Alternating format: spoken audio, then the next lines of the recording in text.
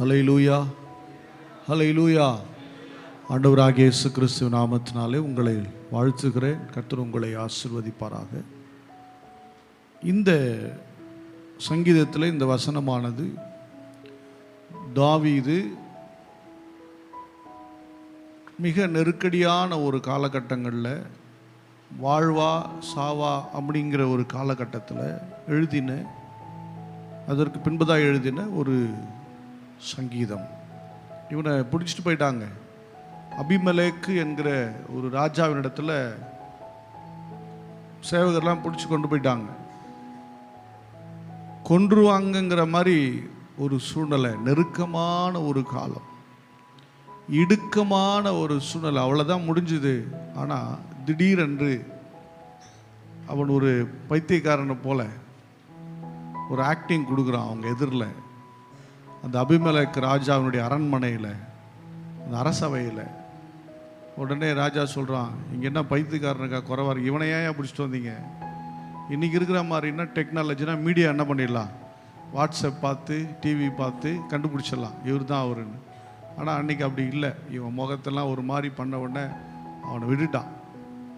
அந்த நேரத்தில் திடீரென்று அவன் மைண்டில் ஒரு காரியத்தை கர்த்தர் போட்டார் பாருங்க. உடனே தப்பிச்சிட்டான். எனக்கு அன்பானவர்களே, அந்த நேரத்தில் தான் அவர் எழுதுகிறார். ஏன்னா உயிர் தப்பிச்சவனுக்கு தான் தெரியும் அவர் எவ்வளவு நல்லவர்னு சொல்லி. ஹல்லேலூயா. ஒரு கொடூரமான வியாதியிலிருந்து சுகமானவனுக்கு தான் தெரியும் அந்த சுகத்தினுடைய இது எப்படிப்பட்டதுன்னு சொல்லி. ஆமாம் தானே? ஒரு பெரிய நெருக்கடியிலிருந்து தப்பிச்சவனுக்கு தான் தெரியும் அந்த நெருக்கடியினுடைய வீரியம் என்னன்னு அவனுக்கு தான் தெரியும். தண்ணி வீட்டில் இருக்கும்போது தண்ணியினுடைய அவசியம் தெரியாது. சில பேர் தண்ணியை அப்படியே வாரி ஊற்றுவாங்க பாருங்க. ஆனால் தண்ணி இல்லாத போது தான், ஐயோ ஒரு சொம்பு தண்ணி கிடைச்சா நல்லா இருக்குமே, அவருடைய வேல்யூ தெரியும். அதே போல் அந்த பிரச்சனையில் தப்பித்த தாவீதுக்கு தான் தெரியும் எப்பேற்பட்ட பிரச்சனை தப்பிச்சேன் நான், கர்த்தர் தானே என்னை பாதுகாத்தார். அதில் எழுதுறாரு பாருங்க, 6ஆம் வசனம். இந்த ஏழை கூப்பிட்டான், கர்த்தர் அவனை கேட்டு அவன் இடுக்கண்களுக்கெல்லாம் நீங்களாக்கி ரட்சித்தார். ஹல்லேலூயா. ஆமாம், கர்த்தர் நல்லவர் என்று ருசித்து பாருங்கள் அப்படின்னு சொல்றதுக்கு முன்னாடி இந்த ஏழை நான் கூப்பிட்டேன், கொஞ்சம்தான் கொன்று இருப்பானுங்க என்ன, ஆனால் கர்த்தர் என்னை பாதுகாத்தார். ஹல்லேலூயா. எனக்கு அன்பான தேவனுடைய பிள்ளையை, இந்த கால வேளையில் நான் சொல்லுகிறேன், கர்த்தர் நல்லவர் என்பதை ருசித்து பாருங்கள். அவர் நல்லவர் என்பதை டேஸ்ட் பண்ணி பாருங்க. கர்த்தர் நல்லவர் அப்படிங்கிறதுனால டேஸ்ட் வந்துட போகிறது இல்லை, அதை வாழ்க்கையில் அனுபவிக்க வேண்டும். ஹல்லேலூயா. நாங்கள் ஏன் கர்த்தரை நம்பி வாழ்கிறோம் அப்படின்னா, டேஸ்ட் பண்ணிட்டேன், அவர் என்ன பண்ண முடியாது, விட்டு போக முடியாது. அந்த ருசி எனக்கு தெரியும். அவர் மேலே மட்டும் நாம் நம்பிக்கை வச்சுட்டோம்னா, அவர் நல்லவர் என்பதை முழுவதும் புரிந்து கொண்டால் அவ்வளோதான். அந்த ருசிக்கு ஈடு இணை வேறொன்று இருக்கவே முடியாது. ஹல்லேலூயா. வேறொன்று இருக்கவே முடியாது. தேவனை ருசித்து பாருங்க, வேதத்தினுடைய மகத்துவத்தை ருசித்து பாருங்க, ஜெப நேரங்களில் ருசித்து பாருங்க. கர்த்தரோடு நெருங்கி இருக்கிறவனுக்கு 1 மணி நேர ஜெபம் போதாது. சில பேருக்கு போய் ஜெபம் பண்ண போவாங்க, ஜெபிக்க போயிட்டு அப்படியே ரொம்ப நேரம், அப்பா எவ்வளோ நேரம் ஜெபம் பண்ணிட்டோம் அப்படின்னு வந்து டைம் பார்த்தா 10 நிமிஷம் ஆயிருக்கும். இவ்வளோதான் ஆச்சா, இவ்வளோதான் ஆச்சா, ரொம்ப நேரம் ஜெபம் பண்ண மாதிரியே தெரிஞ்சுது, 10 நிமிஷம் தான் போயிருக்குதா. சில பேர் பல மணி நேரம் ஜெபம் பண்ணிட்டு வந்து ஒரு மணி நேரம் ஆயிருக்கும் பார்த்தா 3 மணி நேரம் ஓடி இருக்கும். எப்படி நேரம் போச்சுன்னே தெரியாது. 2 பேருக்கு என்ன வித்தியாசம்? 2 பேரும் தேவனை தானே கூப்பிட போனாங்க. தேவனோடு இருந்த நேரங்கள், அந்த தேவ பிரசன்னத்தை ருசித்த அந்த சூழ்நிலைகள் எல்லாம் விசேஷமானவைகளே. ஹல்லேலூயா. அதுதான் அந்த ருசியை கொடுக்குது. வாழ்க்கை, என் அன்பு தேவனுடைய பிள்ளை, கர்த்தரை ருசித்து வாழுங்கள். ஒவ்வொரு நாளும் கர்த்தரை ருசிக்கணும். ஒவ்வொரு பகுதியிலையும் தேவன் செய்கிற நன்மைகளை ருசிக்கணும். ஹல்லேலூயா. அப்பதான் வாயை திறந்து சொல்ல முடியும், கர்த்தர் நல்லவர். அல்லேலூயா. ஆமா, சில பேர் தூங்கிட்டாங்களோ. கர்த்தர் நல்லவர் சொல்லுங்க. கர்த்தர் நல்லவர். அது ருசிக்க ஆரம்பிச்சிட்டோம்னா வாழ்க்கை மாறும். ஜெபத்தில் நாம ருசிக்க வேண்டும். பிரேயர் நேரங்களில், ஜெப நேரங்களில் தேவ பிரசன்னத்துக்குள்ள கடந்து போய் அதை நீங்களும் நானும் ருசிக்க வேண்டும். தேவ பிரசன்னத்துக்குள்ள போகாத ஒரு ஜெபம் அது வெறுமையாகத்தான் இருக்கும். தேவ பிரசன்னத்திற்குள் போய் ஜெபிக்கிற ஜெபம் என்பது தேவனை ருசி பார்க்கிற ஒரு அனுபவம். அல்லேலூயா. நிறைய பேர் போயிட்டு குறிப்புகளை மட்டும் சொல்லிட்டு அப்படியே வந்துடுவாங்க பாருங்க. சில பேர் ஜெபிக்க சொன்னால் வெறும் பாட்டே பாடிக்கிட்டு நாங்கள் பார்ப்போம். இங்கே சில பேர் அந்த 1 மணி நேரத்தை எப்படிடா ஓட்டுறது, இந்த 1 மணி நேர ஜெபத்தை எப்படி ஓட்டுறதுன்னு சொல்லி பாட்டா பாடி பாடி பாடி பாடி பாடி பாடி உட்காந்துருப்பாங்க. என் அன்பு தேவனுடைய பிள்ளையே, தேவனை ருசிக்க தெரியலையே. அவரை பாட்டினால் உயர்த்துங்கள், துதியினால் உயர்த்துங்கள். அவரோடு கூட தகப்பன் என்கிற உறவோடு இருங்கள். அவரோடு கூட நேசர் என்கிற உறவோடு கூட வாழுங்கள். அப்படி ஒரு ஜெப நேரம் என்பது அந்த ருசிக்கு ஈடே இல்லை. அல்லேலூயா. சில நேரம் முழங்கால் படிக்கிட்டு நம்மளால் திரும்ப கூட என்ன பண்ண முடியாது, வரவே தோணாது, வரவே தோணாது. சில நேரங்களில், சில ஜெப நேரங்களில் நான் சீக்கிரம் 1 மணி நேரத்துக்கு போய் உட்காரவே மாட்டேன். போய் உட்காந்தா ரொம்ப நேரம் ஆகிடும்ல, போயிட்டு எந்த வேலையும் வச்சுக்கூடாது அப்படின்னு சொல்லி அதுக்காக நேரத்தை ஒதுக்குவேன். தேவனுடைய பிள்ளையே, தேவனுடைய சமூகத்தில் ஜெபத்திற்கென்று நேரத்தை ஒதுக்குங்கள். அல்லேலூயா. ஆமாம், அங்கே தான் அவர் நல்லவரா கெட்டவராங்கிறது தெரியும். அல்லேலூயா. நமக்கு வெறும் குறிப்பை மட்டும் சொல்லிட்டு வருவோம். என்னது? வெறும் ஜெப குறிப்பு மட்டும்தான்.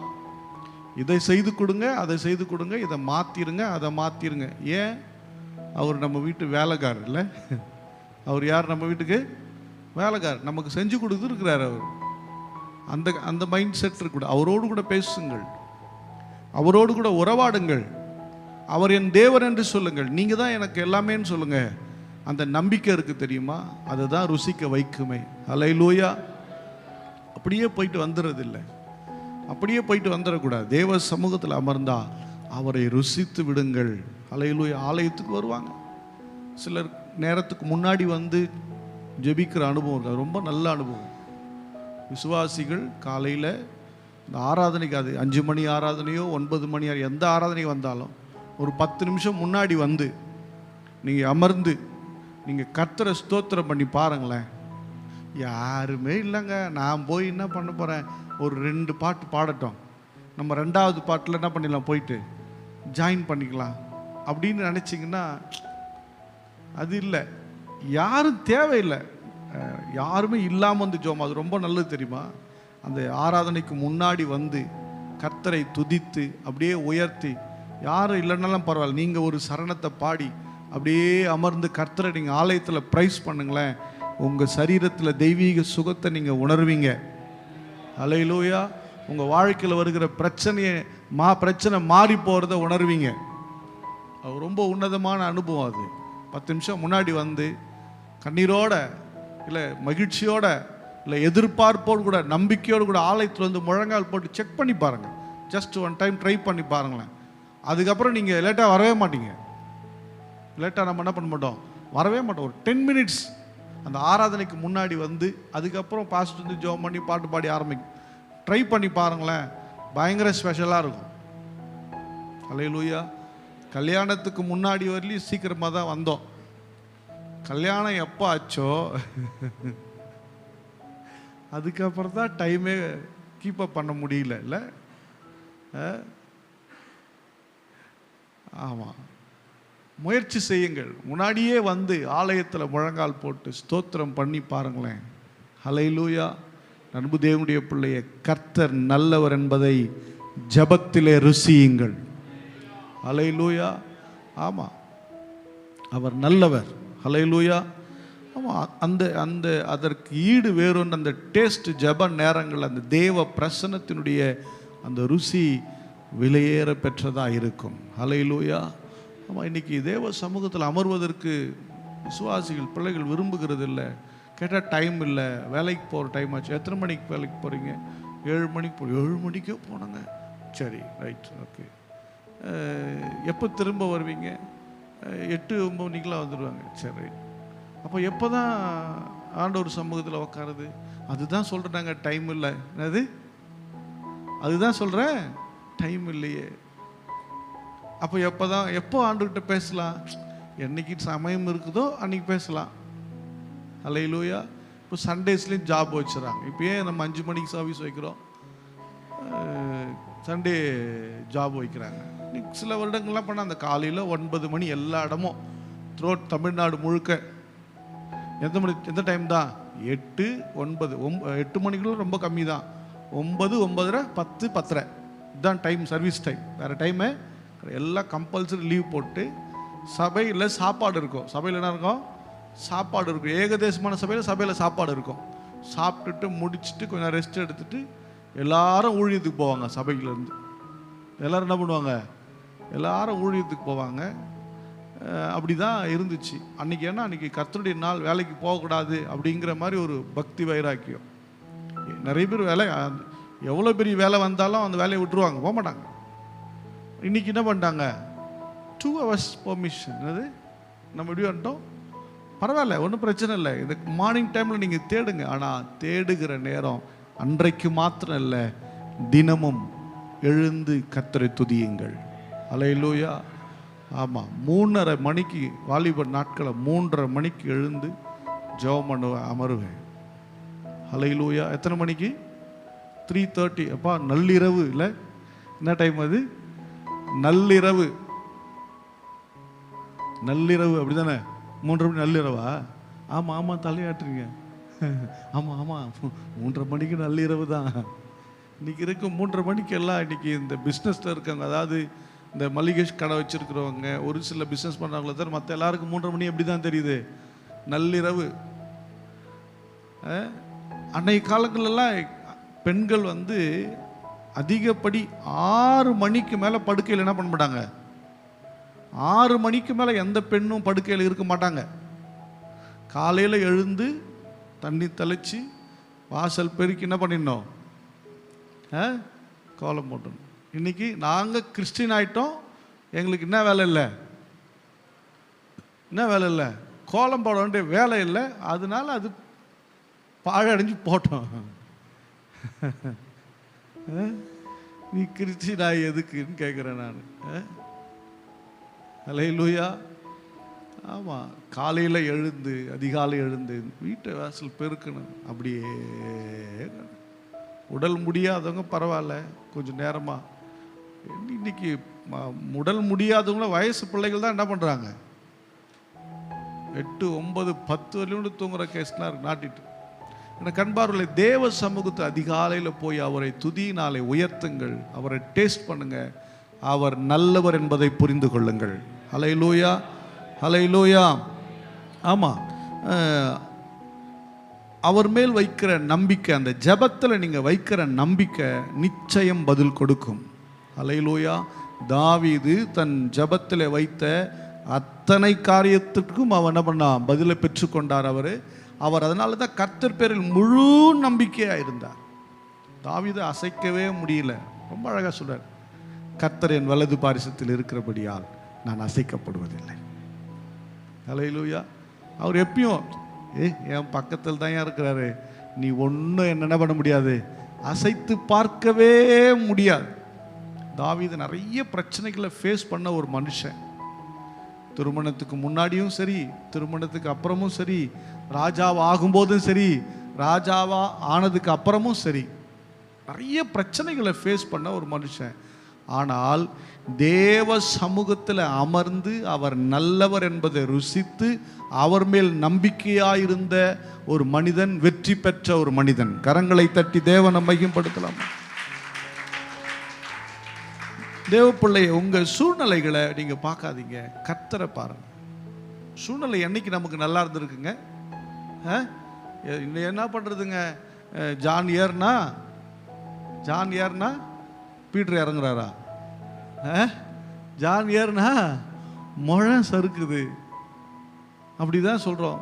எங்கங்க இது மாறிடும், இதை செஞ்சிடலான்னு பார்த்தங்க, இதை செய்கிற மாதிரியே முடியலையேங்க. இது முடியும் போதே ஒரு பிரச்சனை வந்துடுதே.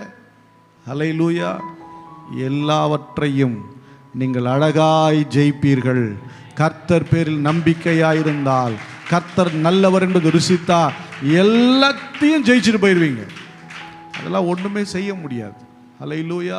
இப்போ தேவ சமூகத்தில் அமர்வது மிக அழகு. இந்த புதிய மாதத்தை, இந்த 2வது மாதத்தை நீங்கள் துவக்கிறீங்க. மிக ஒரு அருமையான மாதம். இந்த மாதத்தை நீங்கள் கர்த்தரோடு கூட, கர்த்தருடைய சமூகத்திலிருந்து நீங்கள் கொண்டு போங்க. இந்த மாதம் உங்களுக்கு மிக ஆசீர்வாதமாகவே இருக்கும். ஹல்லேலூயா. யார் என்ன பண்ணாலும், எப்படிலாம் துரோகம் பண்ணும்படி வந்தாலும் எதுவும் ஒன்றும் உங்களை ஒன்றும் செய்யாது. உங்கள் நம்பிக்கையை கர்த்தர் பேரில் வைங்க. அவர் கைவிடவே மாட்டார். ஹல்லேலூயா, ஹல்லேலூயா. ஆமாம். 2வது நான் சொல்கிறேன், நீங்கள் ஜெபத்தில் எப்படி இருக்கிறீங்களோ அதே போல் இந்த வேதத்தை படிங்க. படிக்கிற பிள்ளைகள் கூட சொல்கிறேன், நீங்கள் உங்கள் ஸ்கூல் பாடங்களை, உங்கள் காலேஜ் பாடங்களை படிக்கிறதுக்கு முன்னாடி இந்த வேதத்தை படிங்க. ஒரு சாப்டராவது படிங்க. ஒரு ஆள் 5 அதிகாரமாவது படிக்கணும். ஒரே ஒரு சாப்டராவது படிங்க ப்ளீஸ். நீங்கள் பைபிளே படிக்காமல் இருக்குது ரொம்ப கஷ்டமாக இருக்குது. ஆபிரகாமுக்கு அப்பா யாருன்னா குப்புசாமி அப்படிங்கிற மாதிரி ஆயிட்டாங்க. ஆபிரகாம் அப்பா யாரு என்ன பண்ணல தெரியல. சம்பவங்களை 1-2 பேர் மட்டும்தான் தெரியுது. ஆமாம் இல்லை, ஆமாம் பைபிள் இதோ இருக்குல்ல, ஆமாம் பைபிள் தான் இருக்குது. அந்த பேர் எங்கே இருக்குதா? பைபிளில் தான் இருக்குது. ஆமாம் ஆமாம் அங்கே தான் இருக்குது. பேர் மட்டும் தான் தெரியுது. என்ன சம்பவம், உங்கள் வாழ்க்கை என்ன, ஒன்றுமே தெரியல. இதெல்லாம் தெரிஞ்சுமா பாஸ், இதெல்லாம் புராண கதை பாஸ், எந்த காலத்தையோ நடந்தது. இல்லை, இன்றைக்கும் அவர்களுடைய வாழ்க்கையில் பேசின வார்த்தைகள், தேவன் அவர்களோடு பேசின வார்த்தைகள் இன்றைக்கும் மனிதர்களை உயிரடைய பண்ணுகிறது. இன்றைக்கும் தெய்வீக சுகத்தை கொடுக்குது. இன்றைக்கும் அற்புதங்களை செய்கிறது. இன்றைக்கு கர்த்தருடைய மகிமையை வெளிப்படுத்துகிறது. வேதத்தை படித்து கொஞ்ச நேரம் அப்படியே அதை மனசில் கொண்டு வாங்க. எப்போ பாரு பிரச்சனையே கொண்டு வந்து வச்சுட்ருக்கீங்களே, பக்கத்து வீட்டுக்காரன் திட்டினதையே மனசில் வச்சுருக்கிறீங்களே, குடும்பத்தில் போட்ட சண்டையே மனசில் வச்சுருக்கிறீங்களே, கொஞ்சம் கர்த்தர் பேசினதை கொஞ்சம் நினச்சிக்கங்களேன். கர்த்தர் பேசினதை கொஞ்சம் தியானம் பண்ணுங்களேன். அது உங்கள் வாழ்க்கையை மாற்றிருமே. அல்லேலூயா. கர்த்தர் பேசினதை கொஞ்சம் நீங்கள் நினச்சிக்கோங்க, அதை படிங்க, அதை கொஞ்சம் தியானம் பண்ணுங்க. உங்கள் வாழ்க்கை முற்றிலும் மாறிவிடும். அல்லேலூயா. கர்த்தர் நிச்சயமாய் மாற பண்ணுவார். நிச்சயமாக உங்களை விடவே மாட்டார். அல்லேலூயா. தேவனுடைய பிள்ளை, 1 ஜெபம், 2வது வேத தியானம். இன்னைக்கு இது 2ம் நமக்கு ரொம்ப முக்கியமானது. இது இல்லைன்னா முடியாது. 3வது தேவன் பேரில் வைக்கிற நம்பிக்கை. ஜெபம் வேணும், வேத தியானம் வேணும். 3வது தேவன் பேரில் வைக்கிற நம்பிக்கை. அதான் விசுவாசம். இல்லை, பார்க்கிறது பார்த்து நம்புகிறது நம்பிக்கை, பார்க்காமல் நம்புகிறது விசுவாசம். அப்போது இந்த 3ம் சேர்ந்துட்டா உங்களை ஒன்றும் யாரும் செய்துவிட முடியவே முடியாது. அல்லேலூயா. சங்கீதத்தை ஆரம்பிக்கும் போது ரொம்ப அழகாக ஆரம்பிக்கிறது. துன்மார்க்கருடைய ஆலோசனையில் நடவாமலும், பாவிகளுடைய வழியிலே நில்லாமலும், பரியாசக்காரர் உட்காரும் இடத்தில் உட்காராமலும், கர்த்தருடைய வேதத்தில் பிரியமாயிருந்து இரவும் பகலும் தியானமாயிருக்கிற மனுஷன் பாக்கியவான். அவன் நீர்க்கால்களின் ஓரமாய் நடப்பட்டு தன் காலத்தில் தன் கனியை தந்து இலையுதிராதிருக்கிற மரத்தை போல இருக்கிறான். அவன் செய்வதெல்லாம் வாய்க்கும். அல்லேலூயா, அல்லேலூயா. ஜெபம் உங்களுக்கு பலனை கொடுக்கிறது.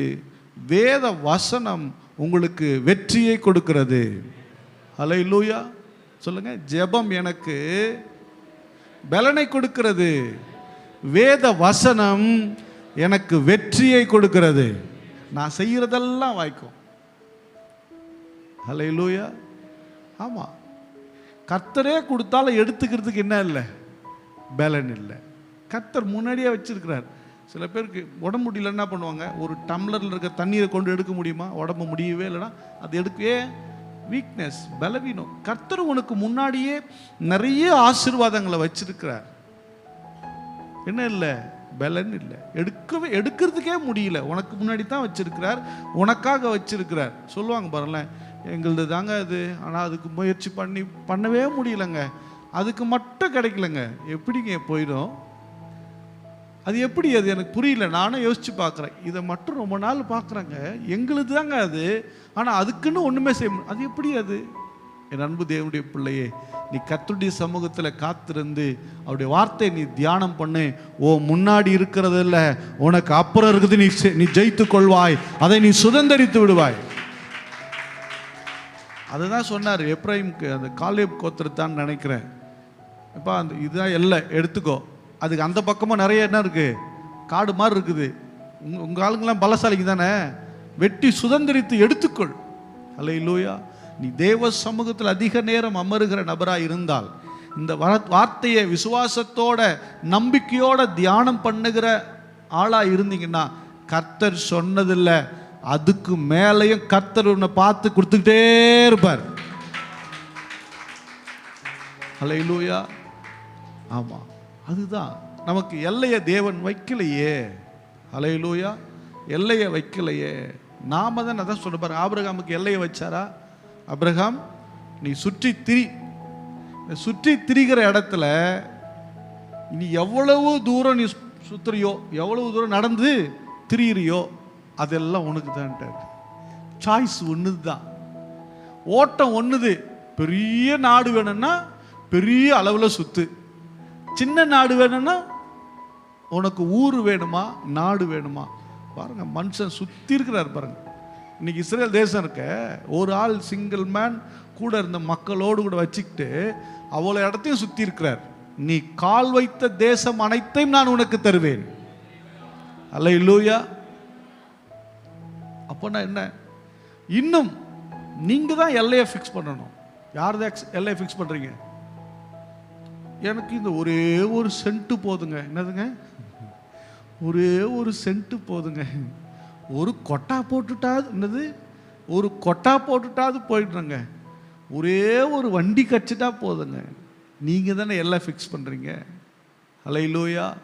தேவ சமூகத்தில் அமர்ந்து தேவனுடைய வார்த்தையை தியானிச்சா உன் எல்லைகள் இதுவல்ல, உன் எல்லைகள் பெரியது. அல்லேலூயா.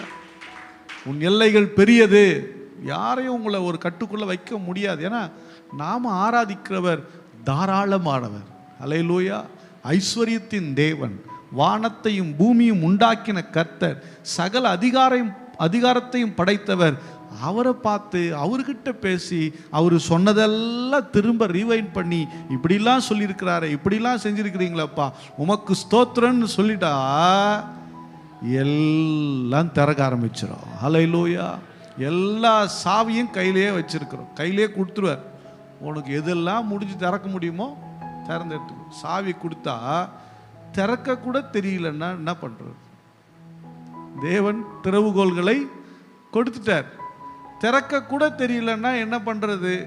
இந்த வசனம் தானே திறக்கும், வாக்கு தத்தங்கள் தானே. எதுக்கு இந்த வாக்கு தத்தத்தை காலையில் பேசுகிறோம், 1ஆம் தேதி பேசணும், அப்படி ஒன்றும் சடங்காச்சாரம்லாம் ஒன்றும் கிடையாது. வாக்கு தினமும் என்ன பண்ணலாம், பேசலாம். சரி, இன்னைக்காவது இதை என்ன பண்ணிடுங்க. அதனால தான் மாத பிறப்பை நியமியங்கள் வசனம் சொல்லுதுல. சரி, மாசத்துல ஒரு நாளாவது வாக்குத்தத்தை எடுத்து பேசுவோமே அப்படின்னு பேசுகிறோம். எனக்கு அன்பானவர்களே, கர்த்தர் மேல் நம்பிக்கையா இருங்க. அல்லேலூயா. கர்த்தர் நல்லவர் என்பதை ருசித்து பாருங்கள், அவர் மேல் நம்பிக்கையாயிருங்கள், நீங்கள் பாக்கியவான்களாயிருப்பீர்கள். அல்லேலூயா. பாக்கியவான்கள் அப்படின்னா ஆங்கிலத்தில் பிளஸட் மேன், ஆசீர்வதிக்கப்பட்ட மனுஷன். எப்படிப்பட்ட ஆசீர்வாதத்தை? எல்லா ஆசீர்வாதங்கள் நிறைந்தவன், ஒன்றிலும் குறைவில்லாதவன் அர்த்தம். ஒன்றிலும் குறைவே இல்லாதவன், எதுலேயும் குறைவில்லாதவன். அன்பு தேவனுடைய பிள்ளையே, நீங்க தேவன் பேரில் நம்பிக்கையா இருக்கும்போது கர்த்தர் உங்களை ஒரு குறையில்லாம வைப்பார். அல்லேலூயா. ஆமா, நல்லா சொன்னீங்க போங்க. அல்லேலூயா. ஒரு குறையில்லாம வைப்பார். வாசிக்கலாம், சங்கீதத்தின் புஸ்தகம் 37:5 வாசிக்கலாம். 37:5. உன் வழிகளை கர்த்தருக்கு ஒப்புவித்து அவர் மேல் நம்பிக்கையாயிரு, அவரே காரியத்தை வாய்க்க பண்ணுவார். அல்லேலூயா. யாருக்கிட்ட ஒப்புவிக்கணும்? உன் வழியை கர்த்தருக்கு ஒப்புவி, அவரிடத்துல ஒப்புவித்து அவர் மேல நம்பிக்கையாரு. ஆண்டவர்கிட்ட சொல்லிட்டு யார் மேலேயோ நம்பிக்கையா இருக்காதீங்க, அவர் மேல் நம்பிக்கையா இருங்க. அல்லேலூயா. அவர் தான் உன் காரியத்தை வாய்க்க பண்ணுகிறவர். அல்லேலூயா. என் காரியத்தை வாய்க்க பண்ணுகிறவர் கர்த்தர். சொல்லுங்க. ஆமா, என் தேவையை பூர்த்தி அடைய பண்ணுகிறவர் கர்த்தர். என் சரீரத்தில் சுகத்தை கொடுக்கிறவர் கர்த்தர்.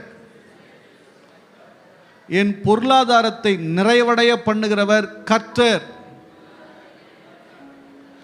என் குடும்பத்தில் சமாதானத்தை நிறைவாய் கொடுக்கிறவர் கர்த்தர். அல்லேலூயா. அவர்தான். யார் மேலேயோ முழுசா நம்பிக்கை, யார் மேலேயோ நம்பிக்கையா. இப்போ இடையில நம்ம சபை விசுவாசி ஒருத்தவங்க வீட்டில் ஒரு பேப்பர் கொடுத்தாங்க. எனக்கு பார்த்தா என்ன சொல்றதுன்னே தெரில.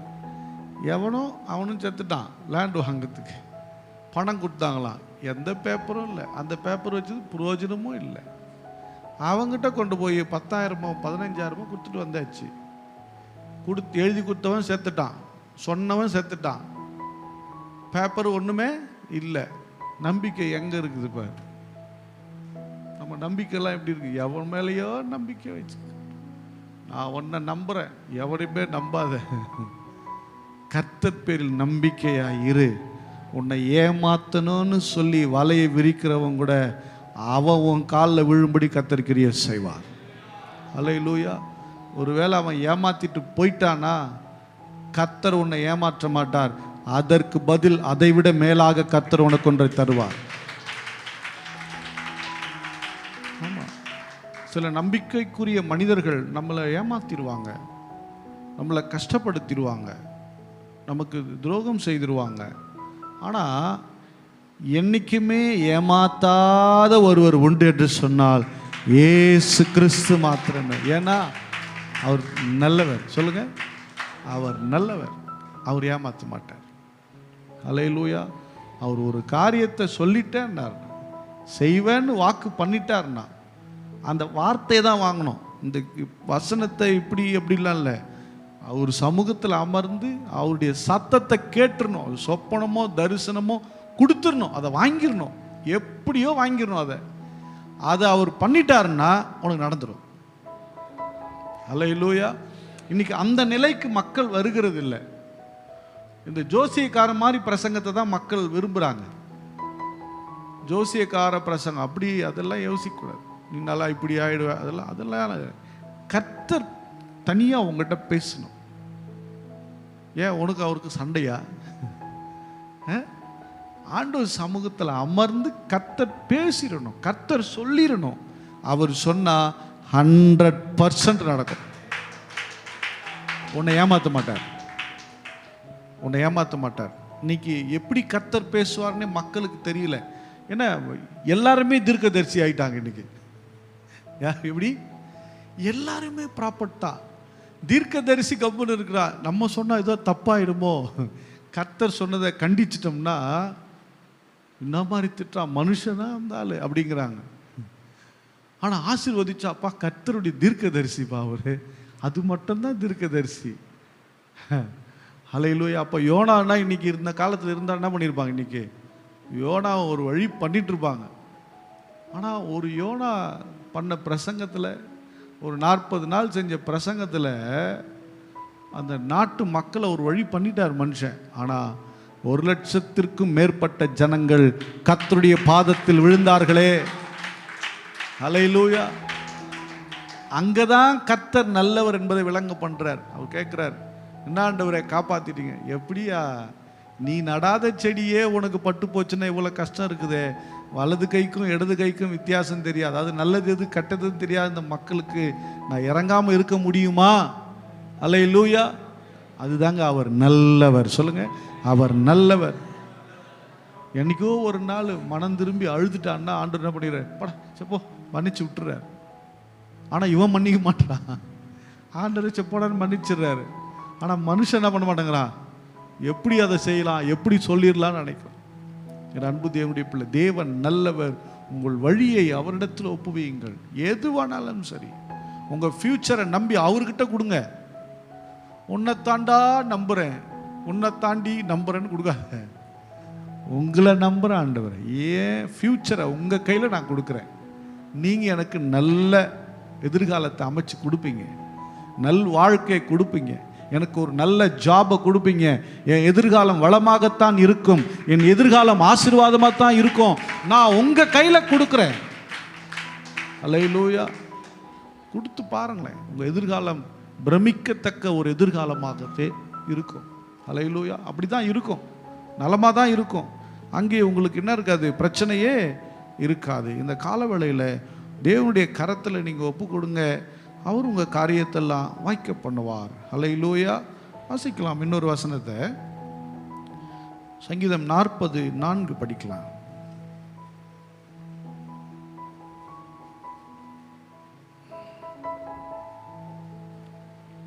சங்கீதம் 40:4. அகங்காரிகளையும் பொய்யை சார்ந்திருக்கிறவர்களையும் நோக்காமல்.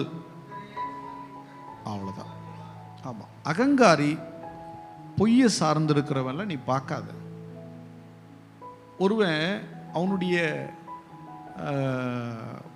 பொல்லாத குணத்தினால, பொல்லாத சகவாசத்தினால ஜெயிச்சிருவான். நமக்கு என்ன தோணுப்பா, அவனுக்கு ஆள் பலம் இருக்குதுங்க. என்ன இருக்குது, ஆள் பலம் இருக்குது. அநியாயமே பண்ணால் போய் வந்து அடிப்பான், பேசுவான், அதனால் அவன் ஜெயிக்கிறான். நம்மளும் அப்படி மாறிடணுங்க. நிறைய பேர் இந்த வாலிப வயசுல ஊரில் ஒரு மாதம் ஆகிடணும். எப்படி என்ன ஆகிடணும், நம்மளை கண்டாவே என்ன பண்ணிடணும், அலறணும். எப்படி அது சொல்லு பார்க்கல, இதை வரேன் நான் வந்து நான் கேட்குற கேள்வியில் அதோட உன் பக்கமே என்ன பண்ண மாட்டா, வரமாட்டா. அப்படிங்கிற மாதிரி மக்கள் இருக்கிறாங்கல்ல, பார்க்கவும் நல்லா தான் இருக்குது. நம்மளும் இறங்கி இப்படி வந்தால் தான் போல ஜெயிக்க முடியும். அவங்கள பார்க்காத. அல்லேலூயா. பொய்யை அடுத்துனது,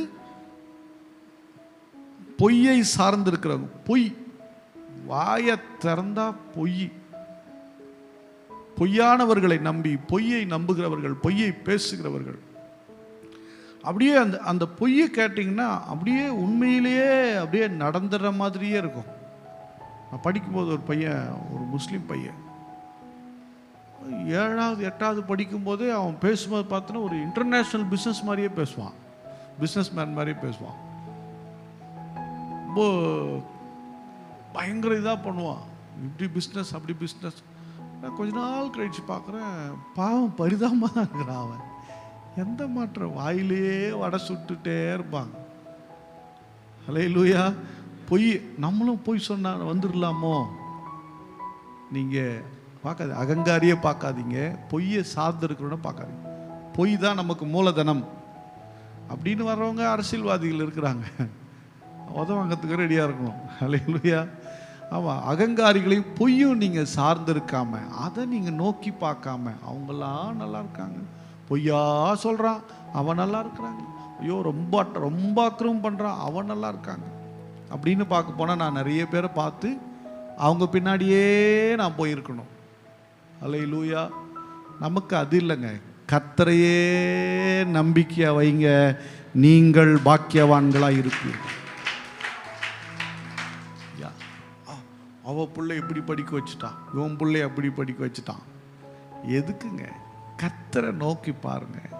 உங்களுக்குன்னு ஒரு லக்க கர்த்தர் வச்சிருப்பார், உங்களுக்குன்னு ஒரு ஆசீர்வாதம் வச்சிருப்பார். அது எப்படியும் வந்துடும். உங்க நம்பிக்கை அவர் மேல இருக்கட்டும். அது யாருக்கும் நல்ல கர்த்தருடைய சமூகத்தில் தேவனை உயர்த்தி துதித்து பாடி ஆராதித்து ஜெபியுங்கள். வேதத்தை படித்து தியானம் பண்ணுங்க. எத்தனை அற்புதம்! எப்போ ஒருத்தன் வேத தியானத்தை படித்து தியானித்து ஆச்சரியப்பட ஆரம்பிக்கும், இப்படிலாம் நடக்குமா அப்படி யோசித்து அவன் தியானிக்க ஆரம்பிச்சிட்டான்னா அவன் வெற்றிக்குண்டான வழியை கண்டுபிடிச்சான்னு அர்த்தம். அல்லேலூயா. இந்த பைபிள் என்னைக்கு உங்களுக்கு படிக்கும்போதே கண்ணீர் வர வைக்குதோ, என்னைக்கு உங்களை அப்படி தான் சொல்கிறது, ஒரு குதூகலம் அப்படின்வாங்க பார்த்தீங்கன்னா, உள்ளுக்குள்ளே ஒரு சந்தோஷம், ஒரு மகிழ்ச்சி பொங்குது பாருங்க. படித்து தியானிக்கும் போதே அப்படியே உங்களுக்கு ஆவி நிறைவு வருது தெரியுமா? நீங்கள் ஜெயிக்க ஆரம்பிச்சிட்டிங்கன்னு அர்த்தம். அல்லேலூயா. நீங்கள் ஜெயிக்கிறதுக்கு உண்டான வழி உங்களுக்கு கிடச்சிருச்சு. வேற ஒன்றும் பைபிள் வேதம் வேற ஒன்றும் சொல்லலைங்க. அவருடைய சமூகத்தில் இரு, நீ என் வார்த்தையை தியானம் பண்ணு, நீ போகிறதெல்லாம் சக்ஸஸ் தான். கரங்களை தட்டி தேவனை மகிமைப்படுத்து. என்னையே நம்பிக்கிட்டு இரு, அவனை இவனை பார்க்காத. அகங்காரி, பொய்யை சார்ந்திருக்கிறேன், ஊரில் இருக்கிறேன், இவன் அதெல்லாம் பார்க்காத. இல்லைங்க எனக்கு ரொம்ப கஷ்டம் விட்டுருன்றேன், அதெல்லாம் பார்க்காத. என்னை மட்டும் பார்த்துட்டேறேன், கொஞ்ச நாள் நீ என்ன மாதிரியே மாறிடுவேன். அல்லேலூயா. சகலத்தையும் செய்கிறவர்களாய் நீங்கள் மாறிவிடுவீர்கள். அல்லேலூயா. 100க்கு 100 உம்மையே நான் நம்புவேன், அற்புதம் செய்திடுங்க, அதிசயம் நடத்திடுங்க. 100க்கு 100 உம்மையே நான் நம்புவேன், அற்புதம் செய்திடுங்க, அதிசயம் நடத்திடுங்க. இரட்டிப்பான நன்மைகளை தருவேன் என்று சொன்னீரே, இன்றைக்கே தந்திடுங்க, இப்பவே தந்திடுங்க. இரட்டிப்பான நன்மைகளை தருவேன் என்று சொன்னீரே, இன்றைக்கே தந்திடுங்க, இப்பவே தந்திடுங்க. உம்மைத்தா நான் நம்பி இருக்கேன், அற்புதங்கள் எனக்கு செய்யுங்கப்பா. உம்மைத்தா நான் நம்பி இருக்கேன், அற்புதங்கள் எனக்கு செய்யுங்கப்பா. 100க்கு 100 உம்மையை நான் நம்புவேன், அற்புதம் செய்திடுங்க, அதிசயம் நடத்திடுங்க. 100க்கு 100 உம்மையை நான் நம்புவேன், அற்புதம் செய்திடுங்க, அதிசயம் நடத்திடுங்க. இரட்டிப்பான நன்மைகளை தருவேன் என்று சொன்னீரே, இன்றைக்கே தந்திடுங்க, இப்பவே தந்திடுங்க. இரட்டிப்பான நன்மைகளை தருவேன் என்று சொன்னீரே, இன்றைக்கே தந்திடுங்க, இப்பவே தந்திடுங்க. உம்மைத்தான் நான் நம்பி இருக்கேன், அற்புதங்கள் எனக்கு செய்யுங்கப்பா. உம்மைத்தான் நான் நம்பி இருக்கேன், அற்புதங்கள் எனக்கு செய்யுங்கப்பா.